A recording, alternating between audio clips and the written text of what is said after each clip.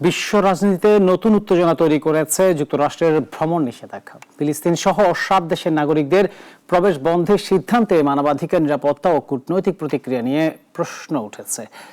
আন্তর্জাতিক পর্যবেক্ষকরাও বিষয়টি গভীরভাবে পর্যবেক্ষণ করছেন। এখন বিস্তারিত প্রতিবেদনে। যুক্তরাষ্ট্রে প্রবেশে ফিলিস্তিনি সহ 7 দেশের নাগরিকদের ওপর পূর্ণ নিষেধাজ্ঞা দিয়েছে ট্রাম্প প্রশাসন। হোয়াইট হাউসের এক বিবৃতিতে জানানো হয়, জাতীয় ও জননিরাপত্তার ঝুঁকি বিবেচনায় এনে এই সিদ্ধান্ত নেওয়া হয়েছে।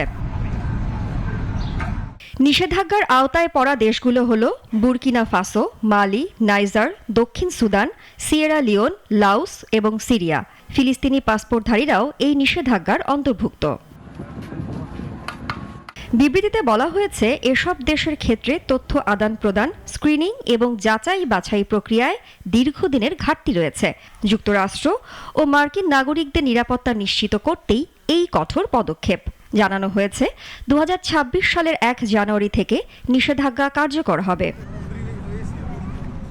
এর আগে গত নভেম্বরের শেষ সপ্তাহে আরও 19টি দেশের নাগরিকদের জন্য যুক্তরাষ্ট্রে অভিবাসন সংক্রান্ত কার্যক্রম বন্ধ করে দেয়া হয়।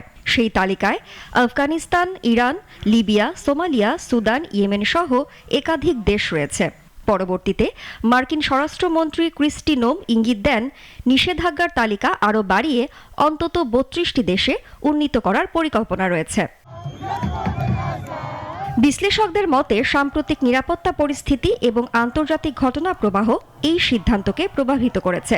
তবে সিরিয়ার নাগরিকদের ওপর নিষেধাজ্ঞা জারির বিষয়টি অনেকের কাছেই অপ্রত্যাশিত, কারণ সম্প্রতি সিরিয়ার প্রেসিডেন্ট আহমেদ শারা হোয়াইট হাউসে ট্রাম্পের সঙ্গে বৈঠক করেন এবং তার ওপর থাকা মার্কিন নিষেধাজ্ঞাও তখন তুলে নেওয়া হয়। এই সিদ্ধান্ত আন্তর্জাতিক অঙ্গনে কী ধরনের কূটনৈতিক ও মানবাধিকার প্রতিক্রিয়া সৃষ্টি করে, এখন সেদিকেই তাকিয়ে বিশ্ব। পূজাশ্রী ভদ্র, নাগরিক।